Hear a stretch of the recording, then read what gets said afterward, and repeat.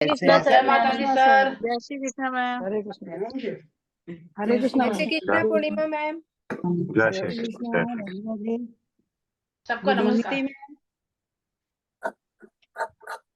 दो डिब्बे एक और खोलूं, मैंने कम पड़ जाएंगे सर मुझे लग रहा है अभी अरे वो क्लास ट्रैवलिंग हुई है में ना आज से। ट्रैवल कर रहे हैं।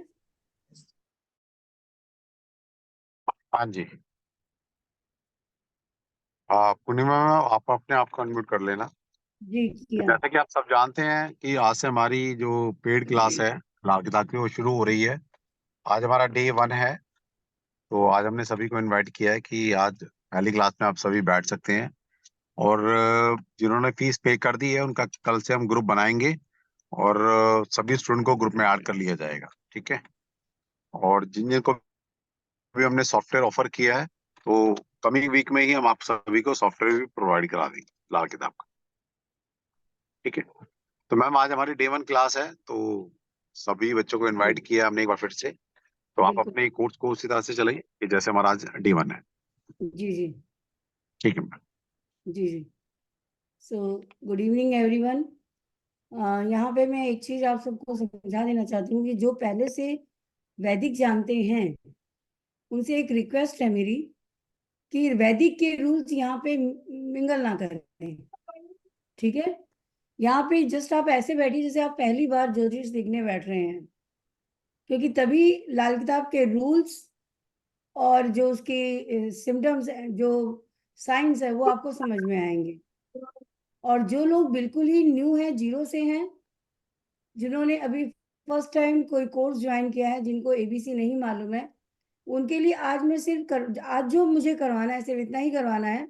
उन लोगों के लिए जो बिल्कुल न्यू है कि चार्ट बनता कैसे है, राशियां कैसे बैठती हैं, राशियों के नाम क्या हैं, और हर घर क्या हमको बताता है कि इस घर से हम क्या देखें। ठीक है। तो आप में से कितने लोग हैं जो बिल्कुल न्यू हैं? जरा हाथ खड़ा करके बताएंगे कितने लोग हैं? 1 2 4 5 6 7 8 9 लोग हैं जो बिल्कुल न्यू हैं। 9 10 लोग हैं। ठीक है।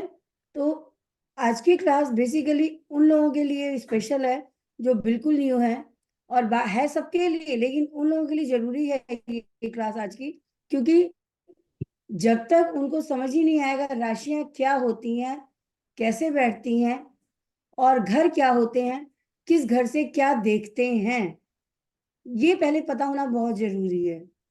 तो क्योंकि आप सभी जो न्यू है उनको चार्ट बनाना भी नहीं आता होगा, सामने बोर्ड लगा हुआ है।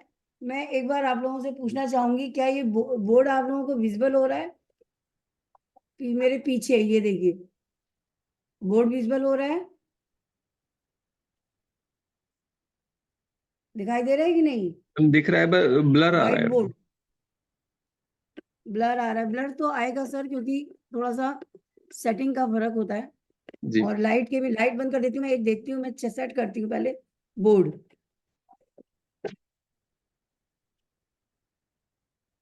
पूरा दिख रहा है पहले तो ये बताइए, बाकी तो हाँ मैं। जी मैम, बिल्कुल। अब दिख रहा है? अब ब्लर आ रहा है? ये वाली लाइट तो जलाइए, उधर के पीछे की बंद करिए जरा, इसी लाइट का ज्यादा वो पड़ेगा। ये बड़ी लाइट बंद कर दीजिए और छोटी लाइट जला दीजिए फ्रंट की, एक बार पीछे की जलने दीजिए बड़ी वाली। ये बड़ी ट्यूब बंद करके ना छोटी चला दीजिए सारी, तब तक इस पे रोशनी नहीं पड़ेगी, क्योंकि इस पे रोशनी पड़ेगी तो ब्लर आएगा। ये बंद कर दिए, हाँ मेन लाइट बंद कर दिए। अब आप लोग को दिख रहा है, ब्लर नहीं आ रहा होगा, करेक्ट? ठीक है। अब मैं चार्ट बनाते कैसे हैं ड्रॉ करके आपको बताना चाहती हूँ। नीना जी अभी कुछ कहना चाह रही हैं आप? विकेश जी जरा इनको जरा अनम्यूट कीजिए, नीना जी को। नीना जी, नीना जी, नीना जी आप अनम्यूट अपने आप कीजिए। को हाँ। आपके चेयर से आधा चार्ट कवर नहीं, हो रहा वो है। जब मैं बोर्ड पे काम करूंगी तो चेयर साइड कर दूंगी। अच्छा ठीक है, ठीक है, ठीक है मैम, ओके चेयर साइड हो जाएगी, ओके मैम, उसकी ओके टेंशन मत लीजिए आप। ठीक है। Okay ma'am, okay ma'am. तो अभी मैं जो आपको बता रही हूँ चार्ट को ड्रॉ कैसे करते हैं, ठीक है, सिंपल है, कोई मुश्किल नहीं है, लेकिन जब जो चीज हमने की नहीं होती उसके बारे में पहले थोड़ा सा दिक्कत परेशानी होती ही है। करेक्ट।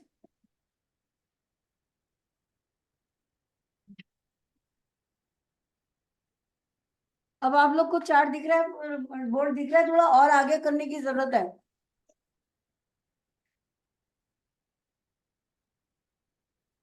अब ज्यादा क्लियर है? जी मैम, अब ठीक।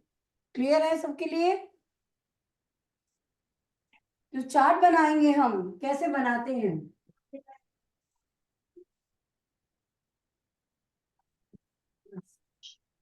अब ठीक है। तो सिंपल है, देखिए, हर लाइन बनाने को आप कैसे भी स्क्वायर बना सकते हैं, लेकिन हर चीज का एक रूल है। जैसे स्वास्तिक बनाने के रूल है, चार्ट का भी वैसे ही चार्ट को एक शुभ लाइन आप ड्रॉ करें ऐसे मान के चलिएगा, ठीक है। तो सबसे पहले ऊपर से ये एक लाइन खींचेंगे आप ऐसे, सिंपल लाइन। जब भी हम चलते हैं सीधे क्लॉकवाइज चलते हैं, इसके बाद नीचे आएंगे second line, third line bottom में आएगी सीधी, एंड फिर स्ट्रेट ऊपर जाके वो लाइन भर जाएगी। ये स्क्वायर बनाना है सबसे पहले आपको, ठीक है। कुछ लोग क्या करते हैं चार्ट बनाने के लिए कि सीधे सीधे ऐसे किया और ऐसे करके यूं चार्ट बना दिया। ये रॉन्ग है, कपड़ा ये गलत तरीका है चार्ट बनाने का।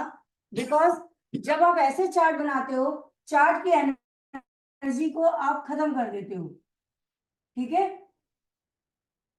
कुछ लोग स्वास्तिक बना के बनाते हैं, वो भी सही तरीका सही है, लेकिन एकदम सिंपल तरीका मैं आज आपको बता रही हूँ जो आपको करना है बनाने का, जिससे चार्ट की एनर्जी जो है मेंटेन रहेगी।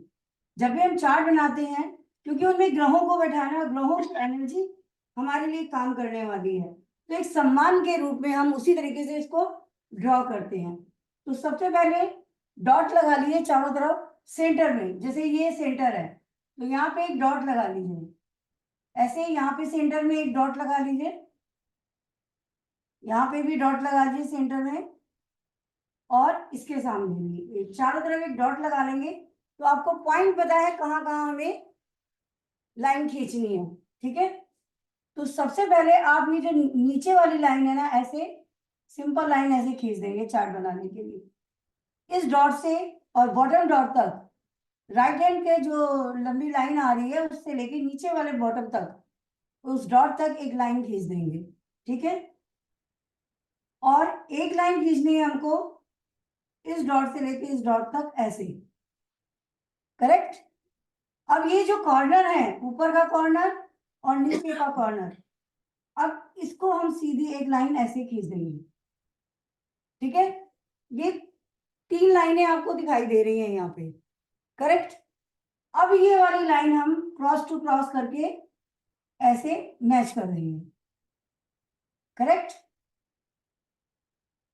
इसके बाद जैसे पहले आपने साइड में लाइन खींची थी, इसको डॉट से डॉट, अब ऊपर की डॉट से इस डॉट को मिलाना है, ठीक है, और इधर की डॉट को इस डॉट से मिलाना है। तो आप गिनिए एक एक करके, यहां से 1 2 3 4 5 6 7 8 9 10 11 12, ये 12 हाउसेस बन जाएंगे, ठीक है। यहां तक सबको समझ में आया है? थम्स अप करके बता दीजिए समझ आ गया।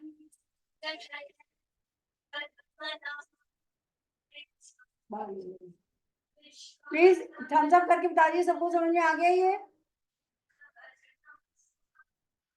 ठीक है। अब ये जो चार्ट है, इसका जो फर्स्ट हाउस जिसको हम लगन बोलते हैं, वो ये घर है, पहला घर।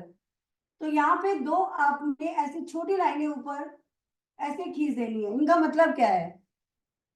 इनका मतलब है श्री और विष्णु आपने यहाँ पे स्थापित कर दिए। पूरे चार्ट की एनर्जी को उन्होंने बनाना है, ठीक है। 2 लाइंस लगन के ऊपर 2 ऐसे खींच दीजिए, ये विष्णु और श्री हैं, और श्री यानी लक्ष्मी जी, श्री और विष्णु को यहाँ पे हमने स्थापित किया। इस चार्ट में राशियां रखने से पहले, ग्रहों को बैठाने से पहले विष्णु और श्री को आप यहाँ पे स्थापित करते हैं तो चार्ट में धीरे धीरे एनर्जी आनी शुरू होती है और आप उस एनर्जी से कनेक्ट करते हैं। तो क्योंकि हम कालपुरुष के कुंडली में काम करते हैं, जैसे मैंने साइड में एक चार्ट बना रखा है, आप लोगों ने देखा होगा, यहाँ पे राशियां फिल की हुई हैं। पहले तो नंबर डाल लीजिए, 12 घर हैं, 12 राशियां हैं। मेष राशि पहला नंबर, 1 2 3 4 5 6 7 8 9 10 11 और 12। कालपुरुष की कुंडली में ये राशियां फिक्स हैं, ये राशियां नहीं बदलती। वैदिक में हम राशि वो लेते हैं जिस समय सूर्य जिस राशि में ट्रांजिट करता है उसके हिसाब से लगन बनता है, टाइमिंग के हिसाब से, कि टाइमिंग के हिसाब से सूर्य कहाँ जाता है। उस समय सूर्य के साथ साथ जो चल रहा है, कौन सी राशि उदय हो रही है हमारे ईस्ट में, उसके हिसाब से लगन बनता है। यहाँ पे ऐसा नहीं है, प्लैनेट तो बैठाएंगे वैसे ही जैसे उसमें बैठे हैं, लेकिन राशियां कालपुरुष की रहेंगी, ये राशियां नहीं बदलेंगी। यहाँ भाव की महत्व है, जो हाउसेज हैं, खाना नंबर है, उनकी इंपॉर्टेंस है और उनमें बैठे हुए ग्रहों की इंपॉर्टेंस है। राशियां फिक्स है, राशियां बिल्कुल नहीं बदलेंगी। ठीक है, अब यहाँ पे हमने पहले नाम लिख देते हैं, आप लोग नाम लीजिए, राशियों के नाम भी याद हो जाएंगे आपको। पहली राशि है मेष राशि, दूसरी है वृषभ, तीसरी राशि है मिथुन राशि, चौथी है कर्क राशि, पांचवी सिंह राशि, छठी राशि है कन्या राशि, सातवीं राशि है तुला राशि, आठवीं है वृश्चिक,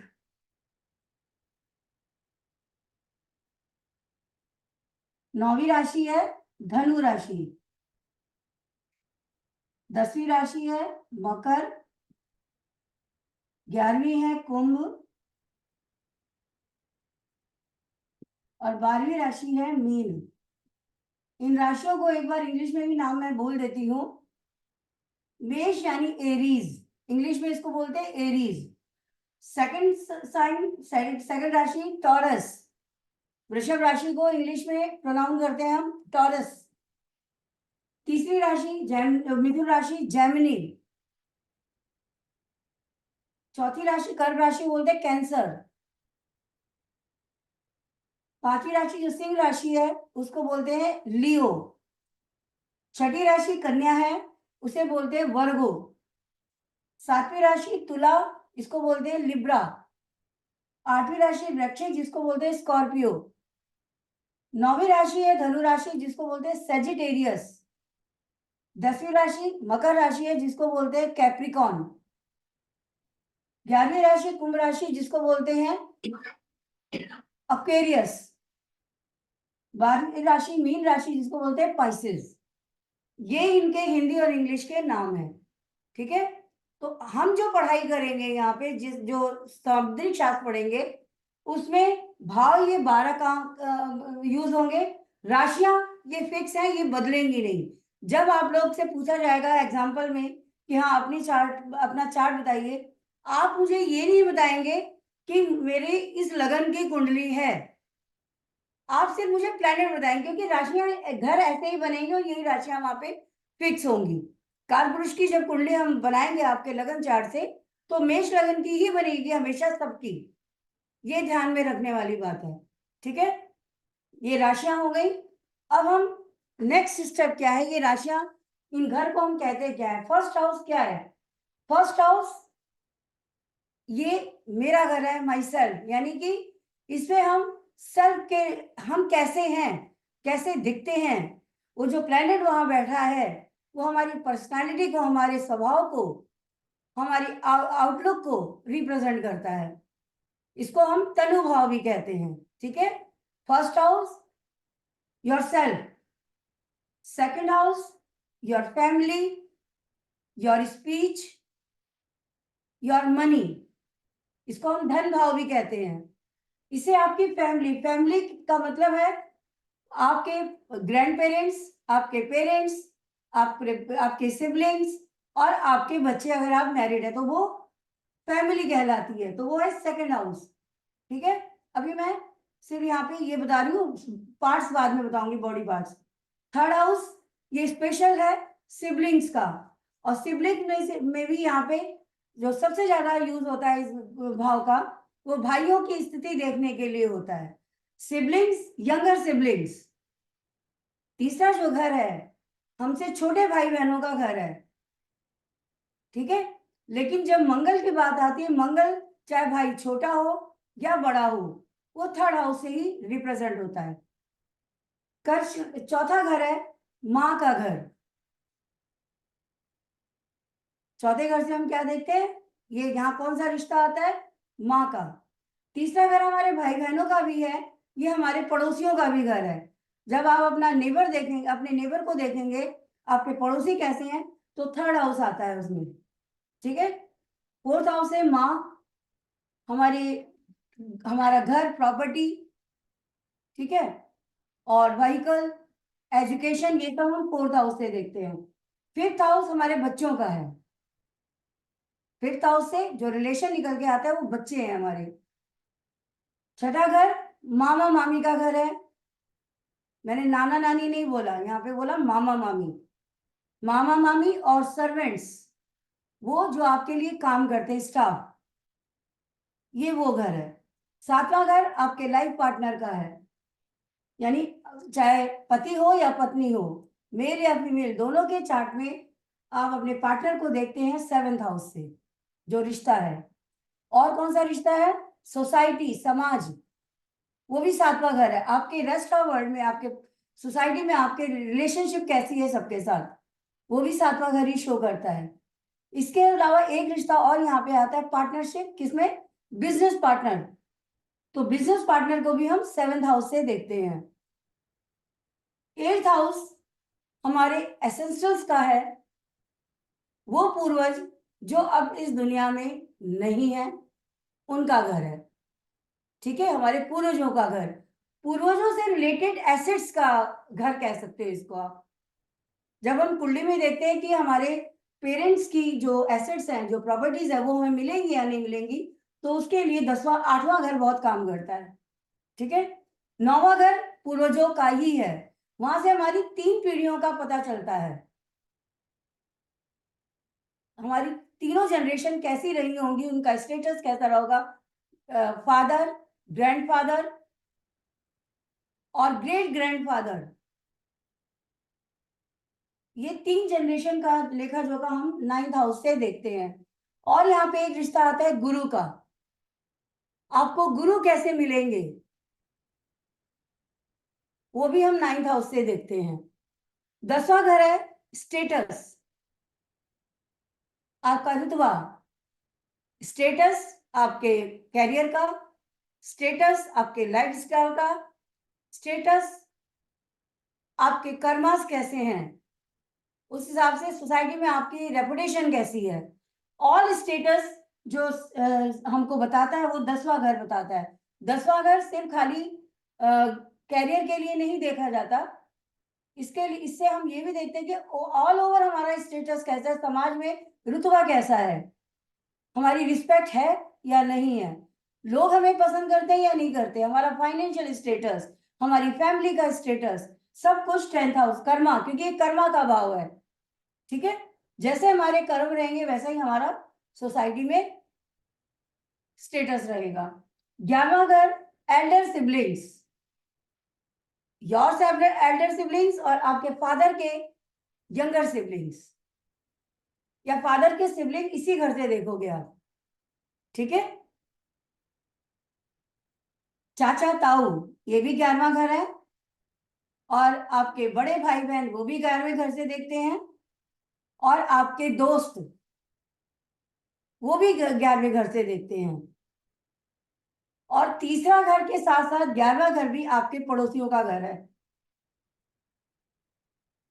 ठीक है। 12वां घर, 12वां घर वो अपरिचित लोग होते हैं जिनको आप जानते नहीं और आपकी जिंदगी में आते हैं, मिलते हैं आपसे। ये अपरिचित लोगों का है जी, जो आपके लिए अननोन है, जिन्हें आप जानते नहीं हो, जो किसी प्रीवियस कर्मास के कारण आपसे कभी ना कभी जिंदगी में मिलते हैं, कभी लॉन्ग समय के लिए, लंबे समय के लिए, और कभी शॉर्ट पीरियड के लिए, ठीक है, लेकिन मिलते हैं। वो समय निश्चित है कब मिलेंगे, ठीक है। ये तो थे रिश्ते इन घरों से। अब बॉडी पार्ट्स आपको हम बता देते हैं कि बॉडी पार्ट्स हम इन घर से कैसे, आप लोग ब्लैंक चार्ट बनाते जाइए और ये लिखते जाइए, ठीक है। ब्लैंक चार्ट बना लीजिए, मैं बोलती जा रही हूँ, आप लोग लिखते जाइए। ये राशियों के नाम मैं यहाँ से हटा रही हूँ, नंबर लिखे हुए हैं ऐसे ही के ऐसे।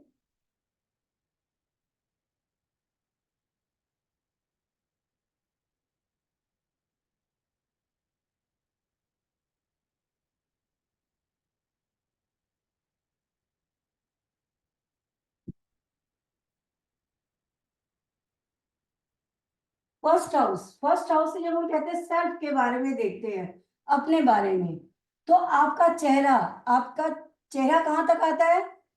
ये आपका हेड का बैक पूरा और चिन तक का फेस, चिन या यूं कहो नेक, ये इतना हिस्सा जो हमारा है। अगर आप लोग मुझे देख पा रहे हैं कैमरा में, नहीं देख पा रहे हैं मुझे, मैं कैमरा में आप मुझे देख पा रहे हैं, नहीं देख पा रहे क्योंकि बोर्ड है, मैं यहाँ से आके बता देती हूँ। ये इतना हिस्सा यहाँ नेक से लेकर के और हेड का पीछे तक का, ये फ्रंट और बैक, ये सारा फर्स्ट हाउस है, ठीक है। हमारे चेहरे की बनावट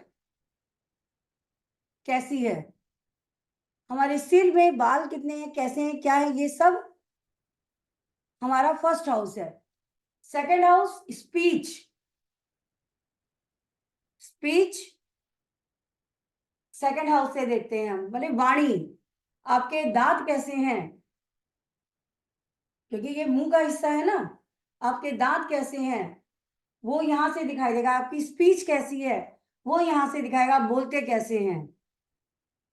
और आपकी ईटिंग हैबिट्स भी सेकंड हाउस बताता है। बॉडी पार्ट में ये आपका ये वाला हिस्सा है, माउथ वाला, दांत और होठ वाला जो हिस्सा है इतना, ये इसमें आता है थर्ड हाउस, सेकंड हाउस में, ठीक है। ये आपके पूरा माउथ जो है ये पूरा इसी के अंदर आता है। आपका बोलना, आपका खाना, आपका गुस्सा, आपका प्यार, जो भी आप एक्सप्रेस करोगे, गुस्सा या प्यार, वो अपनी स्पीच से ही करोगे ना, वो सेकंड हाउस है, ठीक है। थर्ड हाउस, इसमें हमारा ये जो विंड पाइप आती है, जो खाने की जो नली है, वो थर्ड हाउस है। हमारे कान, अभी लेफ्ट और राइट साइड हो जाएगा। जब मैं थर्ड हाउस को कान बोल रही हूँ, इसका मतलब है कि 11वां घर भी आपके कान है, ठीक है। लेफ्ट और राइट हमारे बॉडी के दो हिस्से हैं। तो अगर पुरुष की कुंडली में देखें तो 11th हाउस लेफ्ट साइड है और थर्ड हाउस राइट साइड है। फीमेल में डिफरेंट है ये। फीमेल में जहां मेल का राइट आता है वहां लेफ्ट आता है, और जहां मेल का राइट आता है वहां लेफ्ट, और लेफ्ट आता है वहां राइट आता है। ये वाइस वर्सा आप लोग अपने आप समझ लीजिए कि आप किसकी कुंडली देख रहे हैं, एक फीमेल की या मेल की। तो ये आपकी विंड पाइप कैसी है आपको, जो क्योंकि ब्रीदिंग जो है जब हम लेते हैं तो वो ब्रीदिंग हमारी क्लियर है या नहीं है,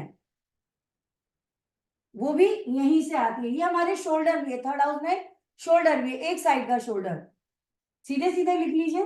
थर्ड हाउस और 11th हाउस, दोनों कान हो गए, दोनों शोल्डर, दोनों हाथ, ये थर्ड हाउस और 11th हाउस है, ठीक है।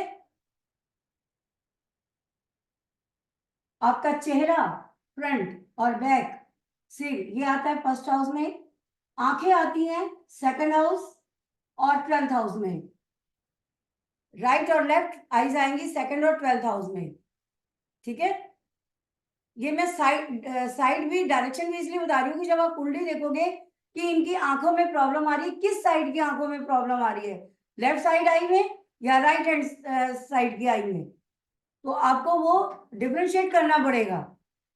ठीक है, तो थर्ड हाउस से हमने क्या देखा, दोनों शोल्डर हमारे, दोनों आर्म्स, दोनों ईयर्स और विंड पाइप, ये बॉडी के पार्ट्स आते हैं थर्ड हाउस से। नेक्स्ट आ जाएंगे फोर्थ हाउस में, ये चेस्ट एरिया है हमारा, lungs. Fourth house chest, lungs, और फीमेल में ब्रेस्ट भी इसी घर से देखते हैं। ठीक है, क्योंकि पुरुष के लिए हम बोलते हैं चेस्ट और फीमेल के बोलते हैं ब्रेस्ट। ठीक है, और लंग्स ये सब फोर्थ हाउस में आएंगे। फिफ्थ हाउस आपका, अब देखिए फोर्थ हाउस फिफ्थ हाउस में थोड़ा सा आपको अंतर बताती हूँ। जब हम हार्ट की बात करते हैं तो डिफरेंस नहीं समझ में आता। फिफ्थ हाउस को लोग कहते थे ये हार्ट है, दिल है। क्यों कहते हैं? क्योंकि 5 नंबर राशि और सूर्य की राशि है, ये सूर्य का घर है, तो सूर्य आत्मा और हृदय का कारक है, तो कहते हैं कि फिफ्थ हाउस है। लेकिन धड़कन कहाँ है दिल की? दिल तो यहाँ पे है, धड़कन कहाँ है? दिल कब धड़केगा? जब उसकी धड़कन उसके पास होंगी तब। और धड़कन कौन देता है? चंद्रमा। इमोशंस कौन देता है? चंद्रमा। तो अपर हार्ट जो है वो फोर्थ हाउस है, और लोअर हार्ट का हिस्सा जो आता है वो आता है फिफ्थ हाउस में। ठीक है, अब ये राशियां जिसने भी डिजाइन की है, घरों में बैठाई है, बहुत रिसर्च के बाद ऋषि मुनियों ने बैठाई है। अब जब माँ के घर में शिशु आता है तो पहले धड़कन आती है। पता कैसे चलता है? बच्चे की धड़कन से पता चलता है कि माँ ने कंसीव कर लिया। बाकी बॉडी पार्ट्स बाद में बनते हैं। धड़कन पहले हमें संगीत वो देती, संकेत देती है। शिशु कहता है मैं आने वाला हूं, माँ मैं तेरे गर्भ में प्रवेश कर चुका हूं। ये धड़कन है। ठीक है, और हार्ट मतलब कि फोर्थ हाउस और फिफ्थ हाउस दोनों को हम हार्ट के लिए देखते हैं। छठा घर है लीवर, जिसको आप गुर्दा बोलते हैं हिंदी में। लीवर का स्मॉल इंटेस्टाइन, ये भी 6 हाउस है। तो लीवर से रिलेटेड जो भी प्रॉब्लम होगी, छठा घर वैसे भी बीमारी देखने का घर है, बीमारियां इसी घर से देखते हैं। लेकिन अब वो कौन सी बीमारी क्या है वो तो बहुत आगे की कहानी है। अभी सिर्फ इतना, बॉडी पार्ट्स इस घर में कौन सा घर दे रहा है, कौन सा बॉडी पार्ट, अभी सिर्फ वो समझना है। तो छठा घर लीवर है, स्मॉल इंटेस्टाइन है, करेक्ट। सातवां घर ये ओवरी है, ठीक है, जिसको हम बोलते हैं गर्भस्थान। स्त्री के लिए गर्भस्थान, और पुरुष के ये प्रोस्टेट का हिस्सा है। ये जो बॉडी में एक बॉडी का एक पार्ट होता है जिसको प्रोस्टेट ग्लैंड बोलते हैं, वो भी हम 7th हाउस से देखते हैं। ठीक है, और फीमेल का गर्भ यही है। ठीक है, 7th हाउस। 8th हाउस आपके सेक्सुअल पार्ट्स हैं, सेक्सुअल पार्ट का घर है ये। और लॉन्ग जो लार्ज इंटेस्टाइन है ये उसका भी घर है, 8वां घर। ठीक है, 9वां घर, अब ये 8 से लेके और 12 तक, ये आपके यहाँ जैसे ही आप आए आपका लोअर हिस्सा एक्टिव हो गया। यहाँ पे अब हम सारे लोअर पार्ट्स आएंगे। यहाँ पे कैसे? यहाँ पे सेक्सुअल पार्ट्स भी है, लार्ज इंटेस्टाइन भी है, और आपका जो लेग्स की शुरुआत होती है वो यहीं से शुरू हो जाती है। आपके जो हिप्स के जॉइंट्स हैं वो भी 8th हाउस है। 9th हाउस आपकी थाइज है, 9th हाउस थाइज है। तो थाइज तो जॉइंट से जुड़ेगी ना, तो हिप जॉइंट 8th हाउस आ जाता है। और आपके जेनेटिक कोर्स भी जो है वो हम 8th हाउस से ही देखते हैं। जेनेटिक कोड्स का हाउस भी है 8वां घर, जिसको बोलते हैं जीन्स। जीन्स किसके मिले बच्चे को? ठीक है। 9वां घर आपकी थाइज है। 10वां घर आपके आ जाता है घुटने, आपके नीज और लोअर बैक, अपर बैक, पूरी बैक और नीज हम यहां से देखते हैं 10वें घर से। काफ एरिया कहाँ आता है? 11वें घर में। देखो बड़ा अजीब सी स्थिति है ना। कहाँ से शुरू हो रहा है? ये ऊपर से बैक से शुरू हो रहा है और नीचे की तरफ जा रहा है। यहाँ पे ये बैक साइड आ गई, यहाँ पे घुटने आए, घुटने के नीचे ही तो काफ होती है ना। करेक्ट। 11वां घर आपके काफ है, लेग्स हैं, या यू को पूरी लेग्स यहीं पे आके पूरी होती हैं। लेकिन जो 12वां घर है टोज का है, जो पंजा है पैर का, वो 12वां घर है, वो 12वां घर है। ठीक है, क्लियर? यहां तक सबको समझ में आया? कोई डाउट है तो प्लीज बोलिए। और विकेश जी कोई क्वेश्चन करना चाहते हैं तो प्लीज जरा उसको अनम्यूट कर दीजिए। जी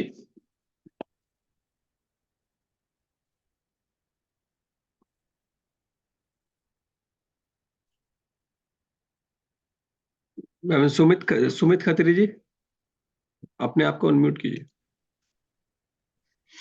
जी मैम, जी आपने जैसे बोला था कि लड़कों का लेफ्ट अलग होता है और लड़कियों का लेफ्ट अलग होता है, तो ये आइस का जो आपने बताया सेकंड हाउस का, तो ये लेफ्ट लड़कों का होगा, राइट लड़कियों का होगा?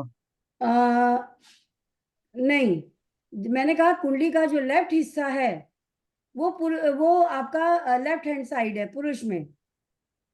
लेफ्ट का मतलब होता है 7वें घर से 12वें घर तक का, जो भी ये आधा आधा बांटोगे आप, तो जी first house to seventh house divide कर दीजिए, एक जी लाइन खींच दीजिए आपने।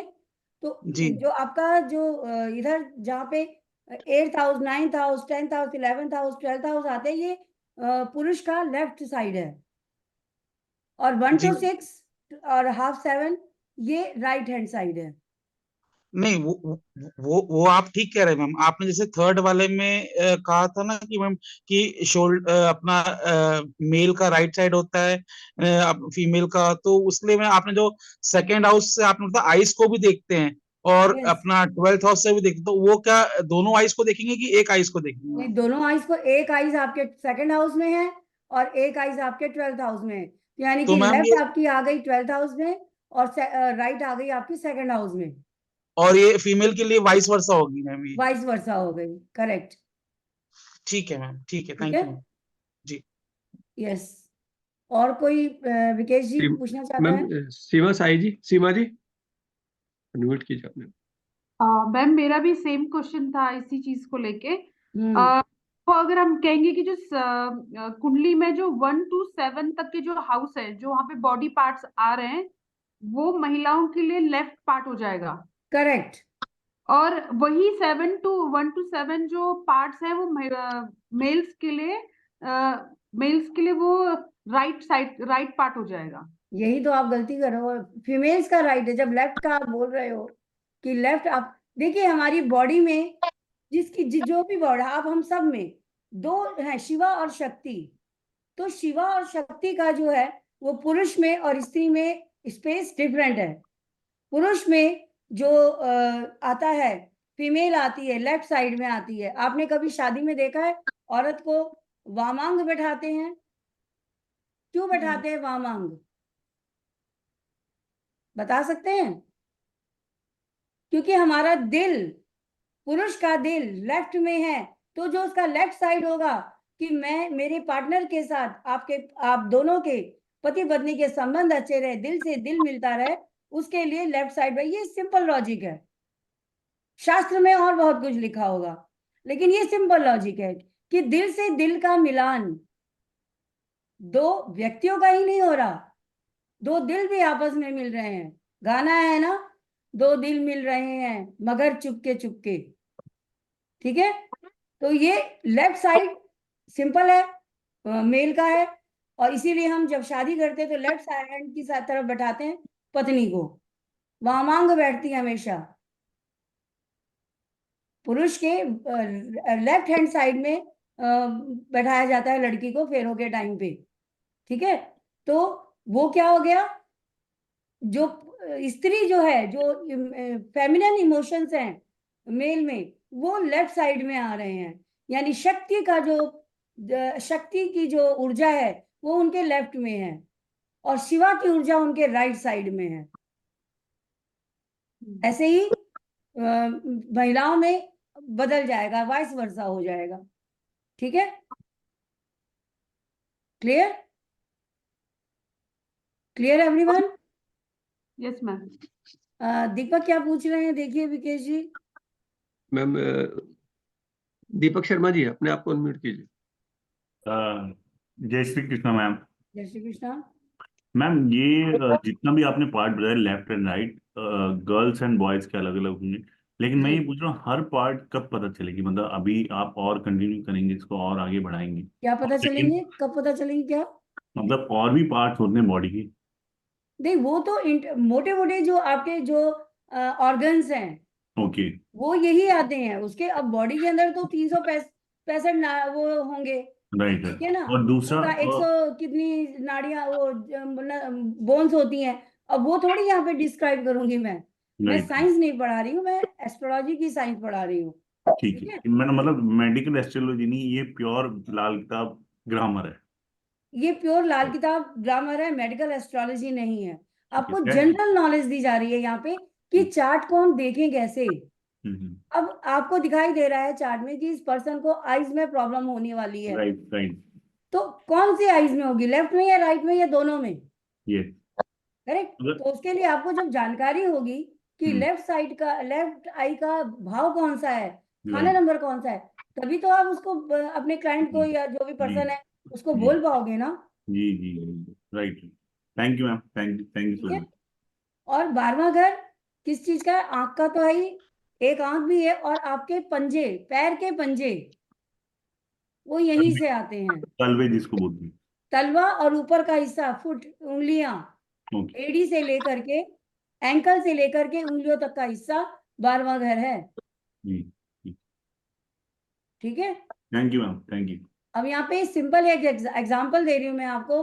अगर किसी का शनि छठे घर में है, 101% उसको पैरों में दिक्कत आएगी जैसे जैसे उम्र बढ़ेगी, और उम्र कितनी है, 36 साल शनि की, तो 36 साल के बाद थोड़ी थोड़ी करके प्रॉब्लम बढ़ती चली जाती है। अब इसका अपना एक लॉजिक है कि क्यों। शनि ज्वाइंट्स का कारक है, हड्डियों का कारक नहीं है, ज्वाइंट्स का कारक है, ठीक है। ज्वाइंट्स, और ज्वाइंट्स किससे चलते हैं? कोई भी बॉडी का ज्वाइंट जब तक आपकी नसें प्रॉपर ब्लड सर्कुलेशन नहीं करेंगी तो हर ज्वाइंट आपका दुखेगा। शुरुआत होती है घुटनों से, धीरे धीरे पूरी बॉडी में पेन आ जाता है, लेकिन मेन प्रॉब्लम घुटनों से लेकर के हिप ज्वाइंट तक रहती है, जिसका भी शनि छठे घर में होगा। अब वो 12वां घर किसका है? पैरों का, तलवा मैंने बोला, पूरा जो पंजा है पैर का, क्योंकि 12वें घर में बुध अच्छा नहीं है, बुध वहां डेबिलिटेड है, और राहु का घर है वो, तो नसें भी कमजोर होंगी। शनि उसको दे, शनि भी गलत उसके घर में आ गया, बुध के घर में नीचे, तो डेफिनेटली जब वो देख रहा है बारिश, शनि की दृष्टि हमेशा खराब होती है, जहां बैठता है वहां खराब नहीं करता वो, जहां दृष्टि डालता है वो दृष्टि अशुभ फल देती है।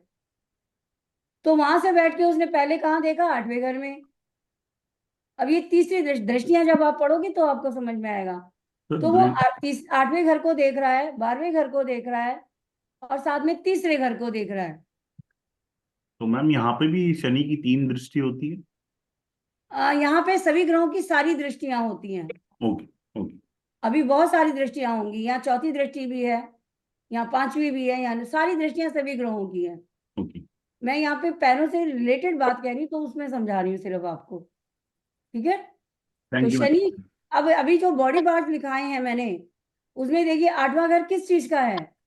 अभी ancestor. Joints, hip joint, sciatica कहाँ से शुरू होती है? हिप जॉइंट से ही शुरू होती है, राइट राइट करेक्ट?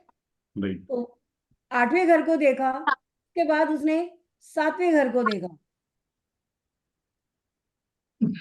7वें नहीं सॉरी 12वें घर को देखा, तो उसकी जो दृष्टि है वहां से गई होती होती। अब यहाँ क्योंकि 5वीं दृष्टि भी है, यहाँ 9वीं, सारी दृष्टि है, लेकिन हम मेन दृष्टियां लगाएंगे सिर्फ, ठीक है? तो तीसरी दृष्टि 8वें गई और 7वीं दृष्टि उसकी 12वें घर पे गई। तो जो उसने प्रॉब्लम शुरू करी, कमर दर्द से शुरू करी, धीरे धीरे ये बढ़ता हुआ दर्द नीचे आपके घुटनों तक आ जाता है।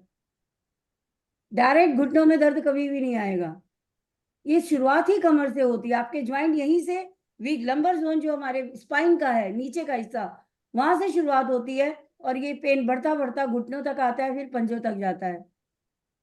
और वहां से 10वीं दृष्टि इसने डाली तीसरे घर पे, जहां पे आपके कौन से ज्वाइंट है? शोल्डर,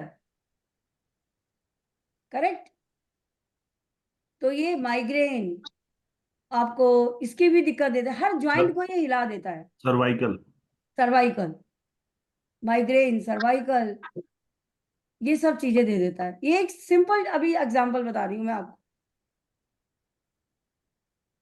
हाँ जी विकेश, जी मैम। क्वेश्चन किसी का? मैम ये दीपक जी हैं। दीपक जी से तो हो गई ना बात?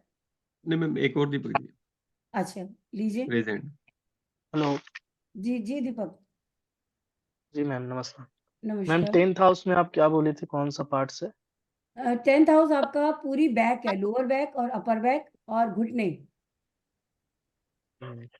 नीज, अपर बैक और लोअर बैक, ये पूरा हिस्सा, बैक का पूरा हिस्सा उसमें। आप देखिए ना, चेस्ट कहाँ आ रही है? 4th हाउस में, हम्म, उसका पीछे का हिस्सा आ रहा है 10वें घर में, ठीक जी है? ठीक है मैम। अपोजिट आएगा ना जी थैंक यू मैम। जी, क्योंकि शनि जो है ज्वाइंट्स का कारक है और 10वें घर में क्या आती है? मकर राशि, ठीक है? और वो वहां पे वहीं पे घुटने आ रहे हैं। मकर राशि बेसिकली घुटने रिप्रेजेंट करती है, मकर राशि घुटने ठीक है मैम। रिप्रेजेंट करती है, ठीक ठीक है? ठीक। और मैम कोई? ये मैम जय जी हैं। जय जी अपने आप को अनम्यूट कीजिए। हाँ, जय माता दी मैम। जय आपकी आवाज नहीं आ रही है। तो मैंने हाँ, जय माता दी मैडम। जी जय माता दी। हाँ मैं मैडम पूछ रहा हूँ कि मैडम मैंने दूसरा घर में मैंने पंडित जी बोले कि अगर हम लोग गले में कुछ पहने तो वो फर्स्ट हाउस का उपाय करना है, तो मगर दूसरा घर तो सेकंड हाउस होता है ना मैडम? नहीं, जब आपको मैंने कहा कि गर्दन से लेकर के और पूरा हेड, फ्रंट और बैक, ये सारा फर्स्ट हाउस है। अब ये उपाय क्या है, कौन सा है, किस चीज का है, वो डिफरेंट स्टोरी है ना। अब यहाँ पे जो भी हम अब आप लोग बोल देते हो, क्वेश्चन ऐसा होता है, मुझे क्लियर करना जरूरी होता है। हालांकि आज के जो उसमें चैप्टर में ये लिंक नहीं है, फिर भी आपकी क्वेरी मैं शांत कर देती हूँ। जो भी हम मालाएं पहनते हैं, मोती की माला या रुद्राक्ष की माला या तुलसी की माला, अब उस दिन मैंने आपको क्या समझाया था कि गोल जो चीज है सारी बुद्ध की को रिप्रेजेंट करती हैं, उनका कारक बुद्ध है। तो और जो हमारी गर्दन है, इसको बृहस्पति माना है। गर्दन से लेके जो आपका मुंह है, वो स्पीच है, वहां तक है हिस्सा, ये सब। या सेकंड हाउस को देख लो, सेकंड हाउस का कारक भी बृहस्पति है। तो बृहस्पति को खराब कर लेते हैं जब हम मालाएं गलों में पहनते हैं। सबको सब चीजें सूट नहीं करती। सेकंड हाउस का कारक क्योंकि बृहस्पति है, इसलिए वो जो पंडित जी कहते हैं कि बृहस्पति का उपाय करना है तो माला पहनो। लेकिन माला, अगर आपका बुध खराब है, नहीं भी खराब है, अगर आपने माला पहन ली तो आपने बृहस्पति को कहीं ना कहीं बांध दिया, क्योंकि गले अच्छा के मैडम, साथ ही आपका ये हिस्सा जुड़ा हुआ है पूरा। तो स्पीच बृहस्पति की ही कारक है। ओ रुद्राक्ष मैंने में एनर्जी होती है, लेकिन सबको रुद्राक्ष नहीं पहनना चाहिए, वो अलग अलग स्टोरी है, ठीक है ना, ये बहुत डेप्थ चीजें हैं। तो आज का जो मैंने करवाया उससे रिलेटेड क्वेश्चन पूछिए, जो किसी को नहीं क्लियर हुआ है तो। अभी तो कुछ किया ही नहीं है हमने आज जी। मैम ये अच्छा नीना अग्रवाल जी, नीना जी आप अनम्यूट कीजिए। मैम ये एक तो फिफ्थ घर में आपने रिलेशन क्या बताया, किसका होता है फिफ्थ घर? बच्चों से, बच्चों का घर है ये, सिर्फ चिल्ड्रन का रहेगा ये? चिल्ड्रंस। आप अब Okay. चिल्ड्रंस तो आपने जो पैदा किए वो बच्चे तो वही हैं। फॉर एग्जाम्पल मेरे से पूछोगे, मेरे सारे स्टूडेंट्स किसी भी एज ग्रुप के हों, लेकिन आप मेरे विद्यार्थी हो तो आप मेरे बच्चे हो, ओके। एक गुरु के हिसाब से, क्योंकि गुरु का घर कौन सा है? 9वां घर। 9वें से 9वां कौन सा है? 5वां घर। और 5वें से 5वां 9वां घर। हाँ ठीक है मैम, एक स्टमक के लिए क्या कौन सा पार्ट रहेगा? स्टमक, करेक्ट, ये मैं भूल गई। 6th हाउस जब लीवर आ गया हाँ, तो स्टमक तो वहीं से आएगा ना। तो छठा घर अपना स्टमक का रहेगा। स्टमक। 5th हाउस आपका हाफ जो है हार्ट का हिस्सा है, और हाँ। हाफ आपका स्टमक का हिस्सा है, और उसका आधा हिस्सा आता है 6th हाउस में। जैसे हार्ट 2 हिस्सों में बटा है, अपर हार्ट और लोअर हार्ट, 4th हाउस और 5th हाउस। स्टमक का अपर हिस्सा 5th हाउस और लोअर हिस्सा आपके स्टमक 6th हाउस में आएगा। Lower upper. हाँ, एंड मैम जैसे ये जो आपने लेफ्ट बॉडी मेल फीमेल में लेफ्ट और राइट का जो बताया, तो हेड टू टो पूरा लेडी का right correct correct correct correct, रहेगा? Head to toes, okay. पूरी बॉडी डिवाइड हो जाती है। हम सब में शिवा और शक्ति हैं। शिवा और शक्ति मतलब फेमिनन और मस्कुलिन। ये हम हर फीमेल में एक मस्कुलिन क्वालिटी है, हर मेल में फेमिनन क्वालिटी होती है। जो हमारे इमोशंस है, भावनाएं हैं, वो फेमिनन है। ठीक है, हर एक को अपने बच्चों की तरह समझना, हर रिश्ते को वैल्यू देना, वो फेमिनन क्वालिटी है। वो पुरुष में नहीं होगी तो वो क्रूअल हो जाएगा। ठीक है, थैंक यू। और ओके। एक औरत में मस्कुलिन शक्ति होती है, पावर होती है, तभी वो इतने बड़े बड़े काम कर लेती है। इसको एग्जाम्पल, चाइल्ड बर्थ से लेकर के घर की हर जिम्मेदारी एक औरत बखूबी निभाती है। पुरुष तो सिर्फ कमाने के लिए बाहर जाता है, ऐसा नहीं है कि वो मेहनत नहीं करता, वो भी मेहनत करता है, लेकिन वो एक ही हिस्से में अपनी पूरी एनर्जी लगा रहा है, और उसके उसके काम का एक निश्चित समय है, 10 to 5 या 8 to 8, कोई भी हो। अगर अपना बिजनेस भी है तो भी 12 घंटे 13 घंटे काम करेगा, लेकिन फीमेल 24 घंटे वर्किंग है, उसका कोई टाइम ही नहीं है। सुबह 5 बजे से जर्नी शुरू होती है या 8 बजे से, उसके बाद जब तक वो सोती नहीं तब तक उसकी ड्यूटी पर है। तो ये मस्कुलिन जो उसके अंदर एनर्जी है, ये वो है कारण। और बड़ी से बड़ी लड़ाइयां लड़ जाती है, खुद अपने आप से भी और समाज से भी और परिवार से भी। तभी तो कहते हैं नारी शक्ति का रूप है। तो ये शक्ति पुरुषों में भी है और महिलाओं में भी है। पुरुष शक्ति महिलाओं में भी है, पुरुषों में भी है। और कोई? विकेश जी। नेक्स्ट हमारे जी, ये पूजा गुप्ता जी। राधे राधे मैम। राधे राधे। एक तो मैम यही था जो स्टमक वाला इन्होंने क्लियर कर दिया। मैम एक ये जो आप बता रहे हैं कि अगर हमने चार्ट देखना है, फीमेल का चार्ट है अगर, तो फर्स्ट से लेके हाँ जी 1 से लेके 7 तक, हाफ 7 तक वो लेफ्ट रहेगा पार्ट, एंड करेक्ट हाफ 7 से हाफ 1 तक वो राइट रहेगा फीमेल का पार्ट, राइट? करेक्ट। एंड ये बताने का पूजा मेरा पर्पस यही है कि जब आप चार्ट पढ़ें, जी, ठीक है, स्पेशली उसमें जब आपको कोई फिजिकल प्रॉब्लम दिखाई दे रही है, कोई डिजीज दिखाई दे रही है, तो कहाँ है वो डिजीज, ओके, बॉडी के किस हिस्से में आ रही है, राइट करेक्ट? जी। और मैम मेल का अगर चार्ट है तो देन फर्स्ट से लेके 7th हाफ तक वो लेफ्ट रहेगा, नहीं, वो राइट है। राइट राइट राइट रहेगा, हाँ एंड आफ्टर 7 to 1 तक वो अपना लेफ्ट रहेगा, राइट? करेक्ट। ओके ओके, ठीक है, थैंक यू मैम, थैंक यहाँ तक क्लियर हो गया तो आगे चले। जी जी ma'am, thank you. Question clear सबके? आगे चले, जी मैम। ठीक है। मैम दीपक जी का एक urgent important question. Deepak ji, दीपक शर्मा जी। मैम जो किन्नर होते हैं उनके लिए क्या ऑप्शन है? देखो उनमें भी यही है सेम। हर व्यक्ति, किसी जो इंसान है या जानवर है, उसमें दोनों क्वालिटियां होती हैं। आपने कभी देखा है कि जब जानवरों को भी, स्पेशली मैं घर में, सब लगभग आप में से कितने लोगों के घर में डॉग पाल रखे होंगे, उनकी मेडिसिन वही होती है जो हम लेते हैं। Right right. ठीक है, तो ये जो मेल फीमेल का जो वाइस वर्सा जो आपको बताया है रूल, ये सब में होगा, किन्नर हो चाहे वो। क्या किन्नरों में भावनाएं नहीं है? और उनके गट्स देखिए, वो अपनी अपनी जो भी उनकी बॉडी में कमियां उसको एक्सेप्ट करते हैं बिल्कुल बिल्कुल। पूरी हिम्मत के साथ, और समाज से लड़ते हैं, अपने लिए काम करते हैं। वो जो कर रहे हैं मैम वो उनका जरिया है। लेकिन मैम आज की डेट में वो चीजें भी बदल गई, वो भी पढ़े लिखे हो गए हैं, पढ़े लिखे हैं, और कहीं ना कहीं किसी फील्ड में कोई ड्रेस डिजाइनर है, कोई मेकअप डिजाइनर है, कोई कुछ कर रहा है। वो भी अब जरूरी नहीं सब सेम प्रोफेशन में जो पहले चला आ रहा है उसी में आ रहे हैं। एजुकेटेड जो लोग हैं ये किन्नर, ये आजकल किसी ना किसी बिजनेस में ही इन्वॉल्व है। और मैम सेम एज जो सेक्स जेंडर चेंज करवाते हैं वो?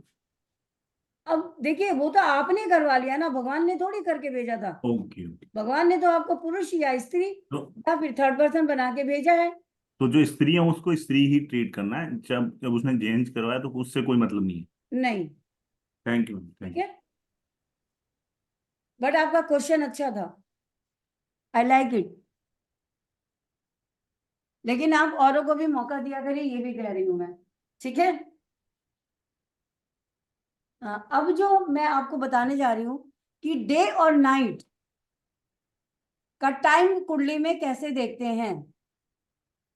आपको मैं एक वॉच बनाऊंगी यहाँ पे, उसको बहुत अच्छे से देखिएगा और समझिएगा। ठीक है,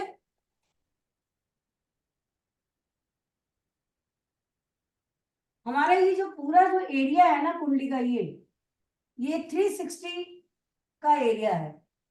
360 डिग्री इसमें कवर होती है।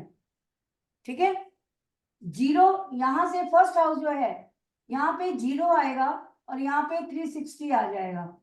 और सूर्य जो घूमता है ना, सूर्य से हम टाइम देखते हैं। नोट कर लीजिए, सूर्य की सूर्योदय से हम देखते हैं ना कि आज के दिन क्या होगा, तो दिन कब निकलता है, जब सूर्य उदय होता है। करेक्ट, तो सूर्य से देखते हैं। तो सूर्य सबसे पहले जब उदय होता है तो कहाँ होता है, ईस्ट में। तो कुंडली के हिसाब फर्स्ट हाउस आएगा, क्योंकि वहां सूर्य का घर है, कारक सूर्य है। तो सूर्य सुबह जो स्टैंडर्ड टाइम है, जो वैदिक पढ़े हुए उनको ये सब पता होगा, जो नहीं पढ़े हुए उनके लिए है ये। जो सुबह सूर्य का जो स्टैंडर्ड टाइम है इंडिया का, वो 5:30 बजे का है। ठीक है, पहले ये टाइम मैच किया जाता था ग्रीनविच की वॉच से, लेकिन किसी ने ध्यान नहीं दिया इस बात पे। जब रिसर्च की तो पता चला कि जो उज्जैन है, उज्जैन में जो महाकाल की स्थापना है की गई है, महाकाल जहाँ पे स्थापित है, सूर्योदय जब होता है पहली किरण महाकाल पे के में जो स्थित जो लिंग है उस पे पड़ती है, और वो एग्जैक्ट समय होता है 5:30 बजे का।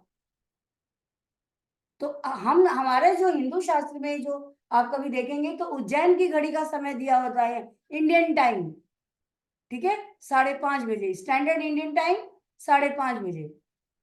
कभी जाए तो देखिएगा आप, सुबह अर्ली मॉर्निंग जाइए, जब मंदिर खुलता है पहली किरण 5:30 बजे, पता नहीं मंदिर खुल जाता है नहीं, पता नहीं, मेरे को खुल ही जाता होगा वहां पे। तो पहली किरण कहते हैं कि सूर्य देव जब उदित होते हैं तो शिव को प्रणाम करते हैं, और जब वो अस्त होते हैं तो उनके बैक साइड होते हैं जो है 7वां घर।